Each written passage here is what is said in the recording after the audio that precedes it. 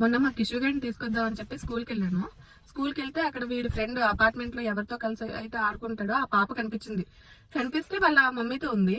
నేను మన గోదావరిలో కదా వెళ్ళి సరదాగా పలకరించాను అనమాట, ఎలా ఉన్నారు అది ఇది అని చెప్పి.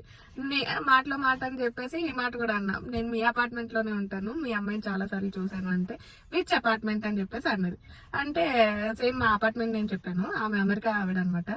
ఆ అపార్ట్మెంట్ నేమ్ చెప్పగానే ఆవిడ అన్నది, నేను అక్కడ ఉండట్లేదు, మా హస్బెండ్ ఉంటారు అనేసి అన్నది. నేను ఒక్క నిమిషం మర్చిపోయాను అనమాట.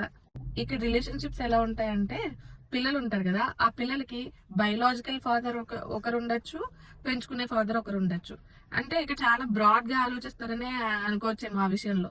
ఎందుకంటే సొంత పిల్లల్ని ఎక్కువ చూడరు, అలానే పెంచుకున్న పిల్లల్ని తక్కువ చూడరు. ఇప్పుడు ఒక వైఫ్ అండ్ హస్బెండ్ కి 2 పిల్లలు పుట్టారనుకోండి, వాళ్ళకి నచ్చక విడిపోయారనుకోండి, ఆ 2 పిల్లల్ని కూడా వీళ్ళు వేరే వేరే పార్ట్నర్స్